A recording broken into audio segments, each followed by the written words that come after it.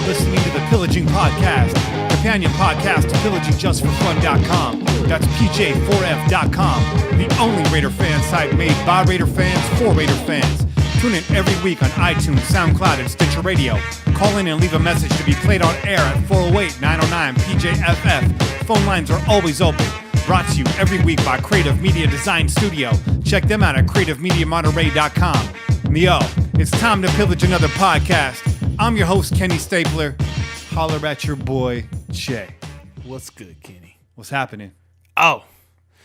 Well, man, I mean, obviously, we don't have a whole lot to be happier about this week.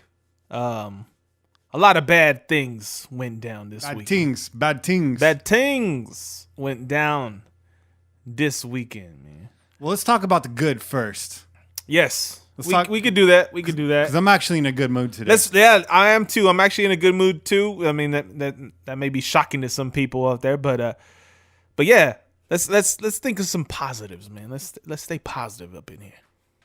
Yeah, man. Let's get into the good stuff. So the good news, the good things that happened against Denver on Sunday in Denver. We did hold them to one touchdown. Yes. Right? Yes, we did. One touchdown, under 300 total yards. Yep. Which kept us in the game. Yes, it did. Defense, shout out to the defense. Shout out defense. We did allow a 40-yard chunk run to C.J. Anderson, but that was a big bulk of their yardage. That was it, man. Right, that was the biggest part of their rushing yards, man. And, of course, Holton's 64-yard touchdown reception. It was a thing of beauty, but, I mean, there wasn't anything to follow it up. So, I mean, what can you do after that, right? But I do want to talk about that a little bit. What I liked about it was the creative play calling. We've seen Downing sort of get into his routine, it seems like. A lot of repetition in the offense. And this was a creative run play. I believe it was Walford that was clearing out on the seam route. Yep. And he kind of takes it first, and then you see Holton clear out underneath that. Yeah. And it was great. It was a great move to split the defenders and just really creative. Carr actually showed poise on that play to wait for it as a long play to develop. The offensive line held up. You still see Carr dancing around a bit in that play, which tells me there's a lot more going on there. Mm-hmm. And I'm not talking conspiracy theory. I just mean kind of, leftover demons, PTSD, if you will. Hey, it's a real thing. Yeah, and then we saw EJ's debut. So I've been seeing a lot of people talk about the spark that the offense had when EJ took the field, and I'm not going to dispute that. Mm-hmm. I mean, he had similar numbers to Carr in shorter play time. Mm-hmm. It was actually, I mean, when did he come in? About halfway through the third quarter? Yeah. So I don't know what the minute split is between them, but I don't think it's way off. Yeah, I mean, it's not like super. It's not like he came in with 5 minutes left in the game and put up the same numbers, right? So what are some of the good things that we saw from EJ? Because we're going to talk about the bad in a minute, but what are some of the good things you saw? I felt like he was not locked in. He was making some reads. Mm-hmm. Yeah, he wasn't stuck on one receiver for sure. Mm-hmm. But more so than anything, man, I mean, the biggest takeaway is that he was moving the chains. Yeah. And that's something that we haven't seen in the last 2 weeks. We haven't been moving the chains. We haven't been getting the first downs. And I don't know what the hell that's all about. But when we saw him come in, there was immediate change. The other thing that I really liked, and something that I felt like we need to do more of in general throughout the game, not towards the end of the game when we're already down, but they went into a hurry-up offense, which, if anybody remembers, Gannon used to like to go into the hurry-up offense, catch defenses off guard. Yeah. And I really like that. Specifically for EJ, yes, but also for Derek, man. We were doing that last year. What happened to that? Yeah, when we're struggling on offense and we're not getting something going, why allow the defense to get composed, reset, and be ready for us over and over again? Yeah. You got to switch it up. Right. Switch up the pace. Do something to give yourself a chance to beat this defense, especially a defense like Denver's, which we all know is the number one defense in the league. Yeah. The other thing that I really liked was just in general, the moment didn't seem too big for him. Yeah. Last year we saw with McGloin and Cook immediately just in way over their heads. Yep. And just, you just immediate breakdown. You saw when they dropped back to pass, you can tell them looking out in the secondary that they had no idea what was going on. No. It just completely mental. Especially Cook, right? Especially Cook just looked like he didn't belong there. McGlowan, for all you want to say, he was a veteran backup, and he had been around for a while, and we expected a lot out of him. Right. We thought that he could pull it off for us. We were sadly mistaken. But yeah, you're absolutely right. When he did get out there, he was poised, and maybe that's the relationship that he already has previously with TD in Buffalo, because TD was the quarterback coach in Buffalo, so he has that history with him. He also has a history with Hudson. That's right. They both went to Florida State, and he was an underclass. He was younger than Hudson, but he has that familiarity with him. They had like chem class together. Right, exactly. Yeah. And they're like big, it's like big bro, right? Right. Hudson's looking out for him. So I think that allowed him to be calm in that situation and be poised and do what he did. And yes, he threw the pick at the end, but I liked what I saw. And I mean, in that, you can't really blame him for the pick because we're in a position where we had to score a touchdown. Had to score. And we'll talk about that in a second. We'll talk about that play. And we'll talk about maybe what to expect for him going forward here in the into the next week. There's a chance that he only plays one game. And again, we'll talk about that more in the show. This kind of like this topic sort of spreads out across everything tonight. Right. I don't know. I mean, we'll see what we get out of EJ. It was his first game. He's coming off the bench. Definitely a spark there. He put us in position to win that game. We were in position to win the game. That's all you can say. We didn't get wiped out. And defense kept us in it. So if they can stick around for the next week or two and EJ can do a little something and we can get a run game back, not all hope is lost. Right. I want to remind Raider fans that in 2002, after winning the first 4 games, this team went on, well, not this team, but the Oakland Raiders went on a 4-game slide. I wasn't panicking that season. Nope. Not at all. I was angry. I was mad. I was mad as hell. I was mad. Right around the 3rd game, I kind of didn't believe it was really happening, but I didn't give up. I see a lot of Raider Nation giving up right now. Look, I get it. It's been frustrating. It's been, 15 years now, 16 years now where we haven't really gotten close to the championship. There's been 14 years of misery before that. Yeah. And I get it. You want to throw your hands up. You feel like we're regressing back to the same old team. This team's going to fight. This team hasn't given up. This team has some issues. This team has a rookie offensive coordinator. They're trying out some things. They're not working. Let's see if they can adjust, if they can pivot, like I said before. Yeah. But don't give up. There's way too much talent on this team. There's way too much of a schedule left. We've seen Kansas City melt down in the later half of the season before. I'm not saying it's going to happen. They're playing great football. No, they're playing excellent football. But it doesn't mean we can't catch them. It doesn't mean that we can't score the wild card. And it doesn't mean that Denver's not going to fade away themselves because that's an offense I feel like any team in the NFL can game plan for and take away, minus C.J. Anderson. Yeah. We'll see how Simeon does. He's flash hot and cold, but I just don't have faith in the offense to carry them all the way to the playoffs. I don't either. So I'm happy with the wild card. Who knows? Maybe E.J. Manuel's the next Jim Plunkett. He took a wild card team to the championship. There you go. Or maybe Carr comes back and all of this washes away and we get right back to Raider football. Yeah. So there's a lot of opportunity out there. Let's get into the bad. Okay. Let's do it. So I wrote a lot of it. I wrote an article earlier this week called "The Ackland Raiders." I like that. I like that too. Because the O is missing. Yes, it is. Shout out to Radiar because I think you were the first one to post that. You're a clever man. Very clever. So on Sunday's game, we are 2 of 12 on first downs. Yeah. That's 2 of 23 in the last 2 games. Yeah. I believe we converted 0 third downs against Washington. 0. 0, if not 1. I believe it was 0. No, it was 0. It was 0. Okay. 0.0. Marshawn still couldn't get going. Which we kind of knew that was going to happen. We weren't surprised by that, right? Well, Yeah. when we spoke about that going into the week, and we talked about it was a very much a reality, a possibility that our running game was going to get shut down. But the key was to continue to use it, even though it wasn't getting us much yard. I mean, we were making big plays, whatever. We had to continue to use the run game. You have to throughout the game because that's the only way you keep the defense honest, man. Yeah, there's another way you keep the defense honest, and that's a play action pass. Yeah. How about a little bit of that? And we'll touch on that too in the second segment. The other thing, so we knew that was going to happen. He was limited to 24 yards. Yeah. Ironic, maybe. The number 24. But you don't give up on Marshawn. A lot of people are saying he's washed up. Did everybody forget what happened in week 1 and 2? Right, man. And this guy's got juice. And you can't be the guys that were all on his jock week 1 and 2, and then all of a sudden week 3 and 4 happen, and then you're like, oh no, he's worth, like, you can't be that either, man. That's not a real fan right here. So we're sticking with our team, y'all. Everybody that's a real Raider fan is gonna stick with their team no matter what. I'm gonna ride with the Raiders no matter what. I'm riding, man. I've been riding since '82. So, I think Marshawn can get back at it this week. We'll break that down when we break down the Baltimore game. But he's got a real opportunity coming up this Sunday, and we're really going to have to lean heavy on the run game. I would like to see Washington and Rashard factored in more. These are two guys that I think averaged 4.5 to 5 yards a carry last season.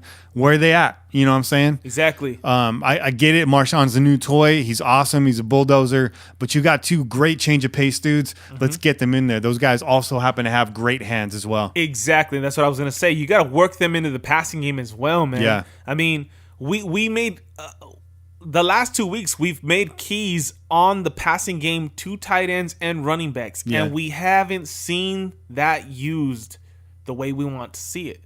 So maybe sprinkle a little bit of that in this week, man, because we're in need of something. We're in need of a spark. Yeah. And those are definitely a couple elements that we haven't been using efficiently. You know what? 7 sacks in 2 weeks. Check down. Yeah. Check down. Yeah. Okay. So I'd like to see that going forward. The more bad. Offensive line looked better, dare I say, but far less than stellar. They looked better, but they still looked bad. And you know what? I mean, maybe it's also that we have a very high standard after last season. Yeah. But we should, giving right? up. Yeah, of course. We want to see improvement, not step backwards, right? Yeah. But after last season, giving up the lowest amount of sacks of any team, this is a big shock to us. This is a big shock to our system to see our team give up multiple sacks back-to-back games. But PJFF, PJ4F.com, y'all. But the Pro Football Focus, they had us ranked. PFF, yeah. Yeah, they had us ranked as the number one offensive line. Passing offensive line as far as our efficiency goes per snap, right? So yeah. So it says something, but there's definitely something missing because maybe we're just making it too easy for defenses to key in on the pass. Maybe they just know, hey, you guys are throwing the ball, so we're just coming at you. Yeah. You're not tricking us. We're not concerned with you throwing a wrench in it, and putting us in a bad position. They're set. They're ready for the game that we're bringing to the table. It's a little too straightforward. The secondaries are doing their film study. They're seeing the timing routes. They're sitting on it. We saw it in the Redskins game. They were beating our receivers to their own spots, and that allows defensive lines to pin their ears back and come straight at you. Right. There is no second guessing. There is just going straight forward because they know absolutely without a doubt it seems what's about to happen. Todd Downing, that's on you. You're hanging these guys out there to dry. And I'm going to go ahead and take a moment aside right here to say something. And I wasn't going to talk about this. We weren't going to talk about this at all. But all these protest conspiracy theorists out there need to shut it down. Okay, go look at the film. I've shown film to people and they're like, well, of course they're going to make it look like they're trying. Right. Let me tell you something. Every pro athlete wants to win no matter what. Second of all, you got a guy like Marshawn Lynch getting tackled 3 yards behind the line of scrimmage. Okay, Marshawn's been kneeling or sitting down since the start of his career. Right. So are you mad at him too? It just doesn't add up. No. Look at the film. These guys are getting outworked. Yeah. Plainly outworked. Yeah. We have a guy coming on later in the show. His name's Chase, and he's got a YouTube channel. And go look at his breakdown of the Redskins game. He breaks down the sack plays, and you see it right there. Yeah. Go look at the coaches' film. If you guys have Game Pass, dial up those sack plays, and you will see an offensive line that is getting outworked, just getting pushed back, and a quarterback that's indecisive and taking too long to release the ball. And it's because the routes are too straightforward. Straightforward. He's got no open wide receivers out there. Man. Look at the secondary. Everybody legitimately is covered. Yep. Right? The next bad that happened on Sunday, and so I'm sorry for the East Side, but these folks need to shut it down. I agree, man. I agree. I'm not with it.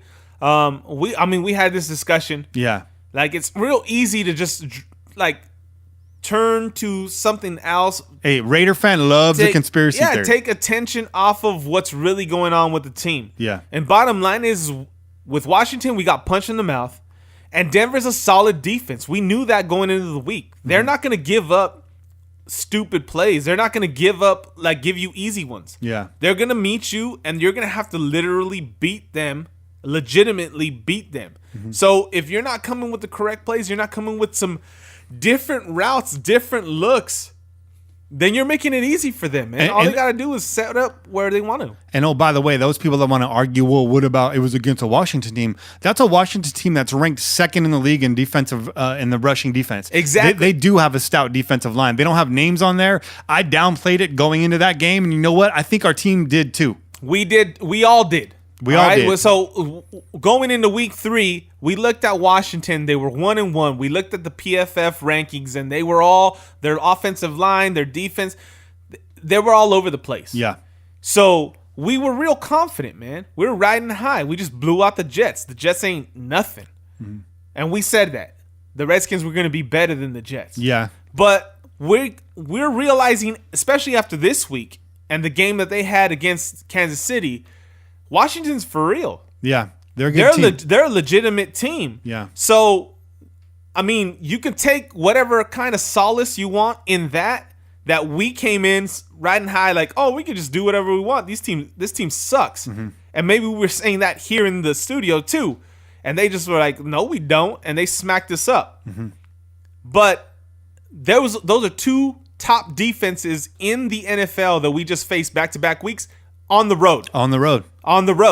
Yeah. Okay? That's also key because we know how that goes. All right? And last year, we got a lot of wins on the road. We had more wins to start with on the road than we did at home. Yeah.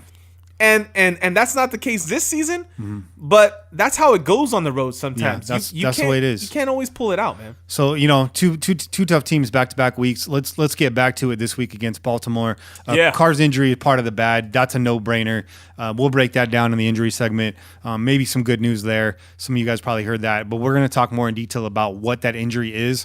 And then EJ's gaff. So we said some good things about EJ, but at the end of the game, he had, I think it was close to a minute and a half left. He had over a minute left on the clock. It was 2nd and 15. You had downs. Yeah. You knew you could have got half of that and try to convert a third. But instead you forced the ball downfield to Amari Cooper, who's double covered. If you look back on that play, look it up. It's on YouTube. Search that play.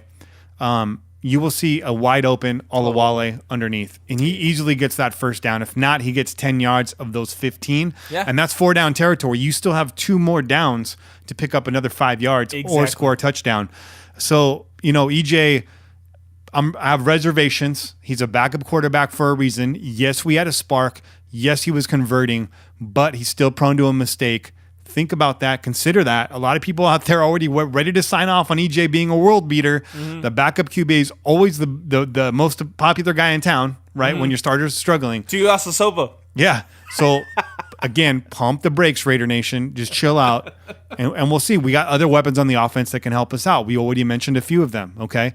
And I had mentioned Chase earlier. He does video breakdowns. He's actually going to be joining us in the second segment, and he's going to talk a little bit about the difference between our offense last year and our offense this year. Yeah. And maybe we'll talk to him about how we can get this thing turned around. Right. And so that's the bad that I have. Did you have anything you wanted to pile on? I mean, as far as EJ, like I said, I appreciate what he was able to do for us in the short term. Yeah, he what came you want. in. It's what you want. He moved. Like I said, he moved the chains. They came in with a little bit of a hurry up offense. They got things. I mean, Von Miller was stuck on the sidelines for a while. I don't know if you noticed that too. He was kind of like, "Oh crap, I'm stuck over here." They're in hurry up. Yeah, which is a good move. You got to do things like that. When their best defensive players off the field, don't let them come back on the field all relax and chill and come back and be able to make some plays. I liked what they did there, and that's what they need to do more of. They can't be so predictable, man. We gotta switch it up, man. Throw some different things at the defenses. And this week we got a chance to do some of that. And I feel like our offense is gonna be able to move the ball better, even though we don't have Derek Carr, because Baltimore's been struggling as well. Right. So take what you want from that. But as far as the negatives, we already know what the negatives are, man. We're trying to stay positive up in here. Stay positive. Let's stay positive up in here. I'm ready to move on to the next week. These are 2 games that I called wins for us that didn't turn out. We are 2-2. Let's turn things around. It's not the end of the world, folks. Let's turn things around, man. So speaking of wins, big wins for us, the Pillaging Just for Fun t-shirts are a big win for us. Oh, yeah. You can go pick yours up at pj4f.com/shop or pillagingjustforfun.com/shop or creativemediamonterey.com, and you can see some of their other t-shirt designs out there. They got the well, I can't really say it on the air, but they got a couple of their t-shirts out there that are worth checking out, especially if you're a hip-hop fan. But yeah, the shirts are black. They got silver ink on them. Yeah. Nice and sparkly.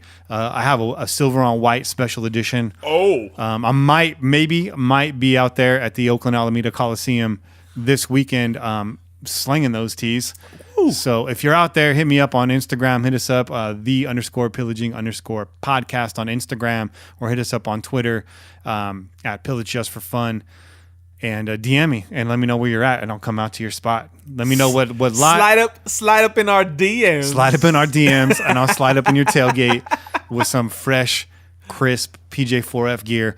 And we'll have those out for sale. I'm trying to get them on a discounted rate out there at the Coliseum parking lot, like they should be. Nice. This is a fresh logo. This ain't no bootleg stuff you see in the parking lot. The same retread. Hey, Calvin pissing on, Denver logo T-shirts. Hey, those are cool. But stay original, stay local, and support local business. And stay with us. Stay pillaging. Be a pillager. Represent out there. There you go. Shoot. So this all goes right back to local companies, local business, and right back into the show. And we appreciate your support. And that's the end of the first segment. Oh. Right? You got anything else? Oh, man. I'm good. I'm good with it. Like I said, I'm ready to move forward. Let's move forward, man. All right. Well, we got a couple callers this week. So you'll hear from those guys right now, and we'll catch you guys on the other side. Peace.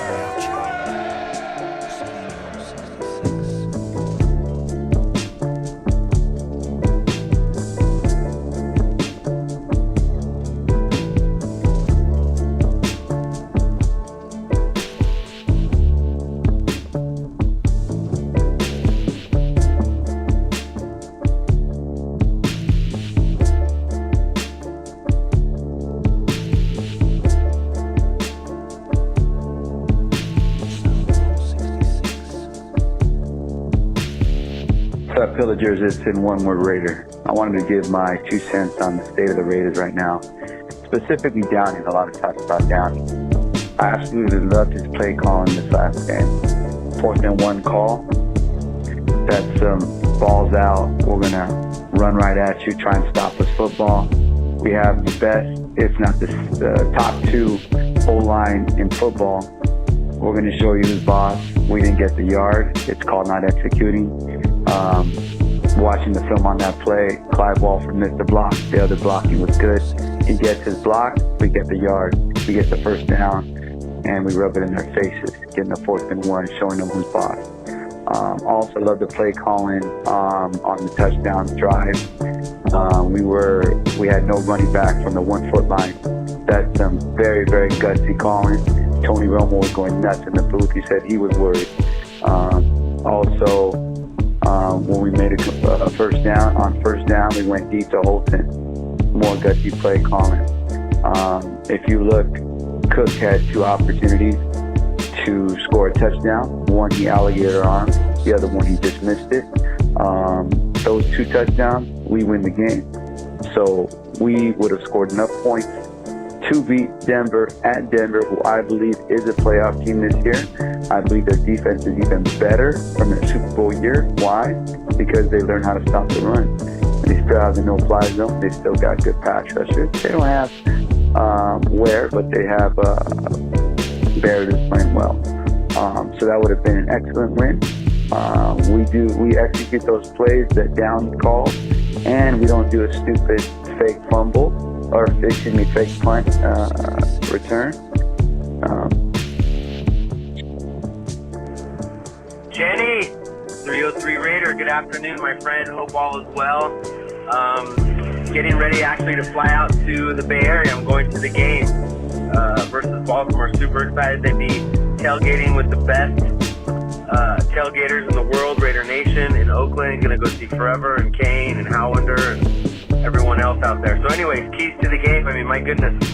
Let's go back and look at when we beat Tennessee and when we beat the Jets. We got to run the ball. Now, I don't want to just force feed Marshawn and become predictable, which it looks like it has been the last 2 weeks, but also understand Raider Nation, we played some really good defenses. So run the ball effectively. I like to see the carry split between our actually 4 running backs. I mean, Wally looks like he's got a little bit more shake and jiggle, or run a little bit more out of the, have Wally be the lead fullback and let Marshawn run behind them. And then let's get some quick passes going, some slants. Let's try to get everyone involved. And I really believe that we can use the middle of the field. I mean, when Carr went down, all of a sudden you saw the ball attempting to go to Cook. You know, he just dropped a couple that could have made a huge difference. But either way, I'm not going to panic. We're 2-2. We can just focus on beating Baltimore, which we should. They've got a really struggling offense. Joe Flacco's having a horrible year. Their offensive line is beat down. They can't run the ball. Our defense is cranking it up. I believe that we lead Oakland with the win, 21-10, and then we focus on San Diego. So either way, let's go Raiders. And all you quitters on the blog, stop being little bitches and start cheering this team on, because we're going to turn this around and Carter's going to come back. And we're going to push for this wild card berth. I'm out. Hey, Pillagers, PJFF, Podunk Raider. Just calling in. You wanted keys to the Raiders-Ravens game at home. I'm feeling good about this game, even with EJ Manuel at quarterback. Keys to the game, I'll keep it real simple for you. Hit Joe Flacco. He'll get up, hit him again. Once he gets up, hit him again, and then hit him some more. So I want to see Mack hitting this guy. I want to see Edwards. I want to see Dozer. I want to see Irvin. I want to see Joseph and Nelson, Corey James, anybody else you can throw at him. I want to see this guy just eating dirt the whole game. Crowd will be fired up. I think that's the way to beat the Ravens. I don't think the Ravens line is that good. So, and Flacco's not right. He's probably not 100% healthy. So, hit Joe Flacco, win the game. That's it. Bye. Kenny, Alan, London now. I'm in a pub drinking. 2-2.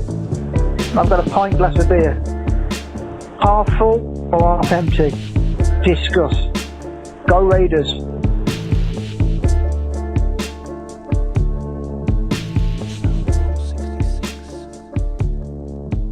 And we're back. We're back. So Che, we had some good calls right now. We had some breakdowns. We had some takes. We had some positivity. I like to hear that.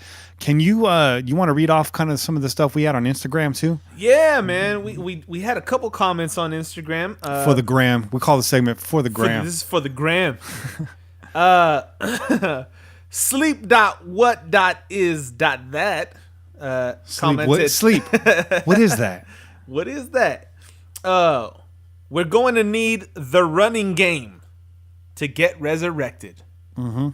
I can't disagree with that. Amen. Because it's dead. It's been dead the last couple weeks, man.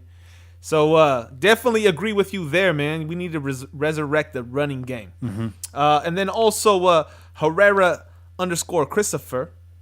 He commented, the offensive line has lost its physicality in the last few weeks, and I think it might be due to them not believing in the plays being called.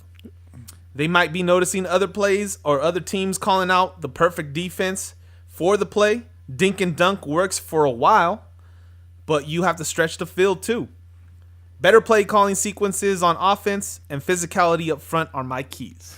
Yeah, and I like that too. I can't disagree with that either. I agree and disagree with that. I think the physicality definitely needs to come back. I think one of the problems is they are trying to go for too many long shots. I think they are trying to go for too many big plays, and then the short ones, we said, they're predictable. And so, secondary is already there, which means offensive line got to stay in there longer.